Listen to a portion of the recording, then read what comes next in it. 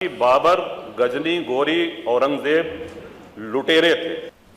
दीवाल के ऊपर शिखर तोड़ करके गुंबद बना देने से ये गंगा जमुनी तहजीब नहीं होती। वो हमारा धर्म आक्रांताओं द्वारा तोड़ा गया।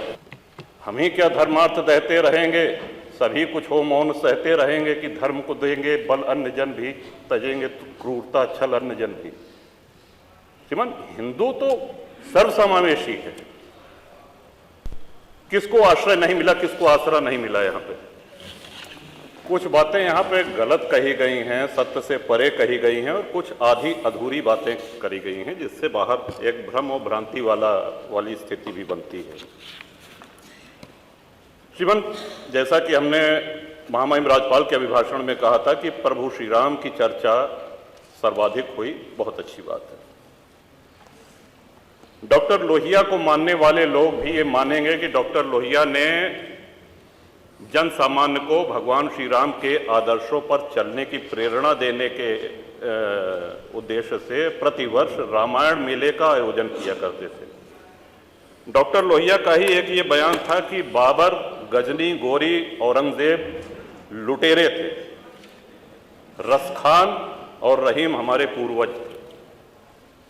श्रीमान, ये बात यहाँ पे इसलिए कहना आवश्यक हो रही है कि पिछले कई दिनों से हम देख रहे हैं कि माहौल बिगाड़ने का प्रयास हो रहा है। हल्द्वानी तक का उदाहरण दिया गया इस हाउस में।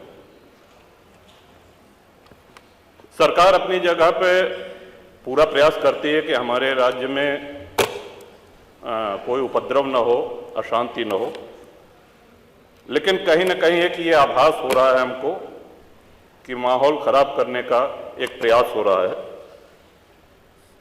बात की गई श्री राम जन्मभूमि की, साक्षात भगवान श्री राम ने अवतार लिया। काशी नगरी जो भगवान शिव के त्रिशूल पे टिकी हुई है, जा सुनाम बल शंकर काशी देत सबहि संगति अविनाशी, और भगवान श्री कृष्ण की जन्मभूमि। श्रीमान, स्पष्ट है ये दीवाल के ऊपर शिखर तोड़ करके गुंबद बना देने से ये गंगा जमुनी तहजीब नहीं होती। वो हमारा धर्म आक्रांताओं द्वारा तोड़ा गया है। और एक और भ्रम फैलाया जा रहा है, जो व्यास जी के गुफा में जो पूजा हो रही है, वो पूजा अनवरत सैकड़ों वर्ष से चलती आ रही है। ये बात बाहर जानी चाहिए श्रीमती। अनवरत सैकड़ों वर्ष से, इस पे सन 93 में स्थानीय प्रशासन ने रोक लगाया, किसी न्यायालय ने रोक नहीं लगाया इसकी पूजा पे। और इस सदन के माध्यम से श्रीमान उन पुजारी को भी हम प्रणाम करेंगे, 31 वर्ष जिन्होंने चाबी संभाल के रखी कि एक न एक दिन ऐसी सरकार आएगी कि ये ताला खुलेगा और इस चाबी की आवश्यकता।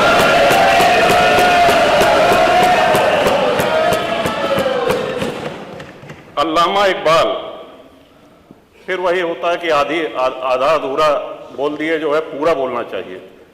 अल्लामा इकबाल पहले वो व्यक्ति थे जिन्होंने कहा कि हिंदू और मुसलमान एक साथ नहीं रह सकते। पाकिस्तान के आइडियोलॉजिकल फादर, इसने कहा कि मुस्लिमों को अलग देश चाहिए। जिन्ना को रास्ता बताने वाले, जिन्ना को उकसाने वाले, और पाकिस्तान के पक्ष में भारत के मुसलमानों ने वोटिंग करी, जिसमें 98% लोगों ने कहा कि हिंदू और मुस्लिम साथ साथ नहीं रह सकते। इस बात पे लेकर के बंटवारा हुआ, और सारे जहां से अच्छा जो कविता सुनाई गई वो अधूरी है। 2 पंक्ति उसकी हम भी सुना दे रहे हैं कि ए आब रूद गंगा, वो दिन है याद तुझको, उतरा तेरे किनारे जब कारवां हमारा। कि गंगा के वो मैदान तुमको याद है जब हमारा कारवां उधर से आक्रांताओं का कारवां आया था। ए आब रूद गंगा, वो दिन है याद तुझको, उतरा तेरे किनारे जब कारवां हमारा।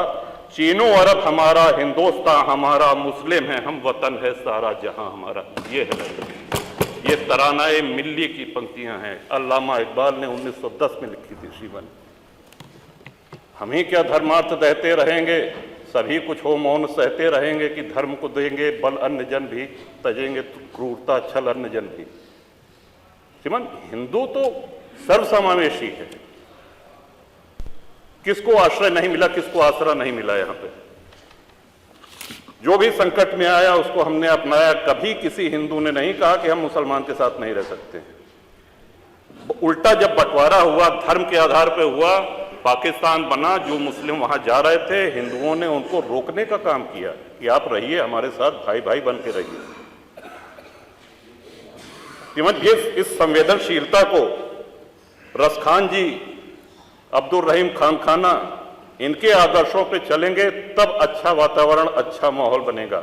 अगर बाबर और औरंगजेब की अनुसरण करेंगे, उनका अनुकरण करेंगे, तब तो शांति की कोई गारंटी नहीं। मैं फिर से पुनः बधाई देता हूं, इस बजट का समर्थन करता हूं और माननीय योगी जी की सरकार को बधाई देता हूं। और ये हम लोगों का सौभाग्य, इस पीढ़ी का सौभाग्य है कि अपने जीवन काल में भगवान श्री राम के भव्य मंदिर का और मेरा ये भी मानना है कि आदि शंकराचार्य के बाद अगर कोई सनातन उत्थान का और हिंदू उत्थान का कार्य कर रहा है तो श्रीमान नरेंद्र मोदी जी।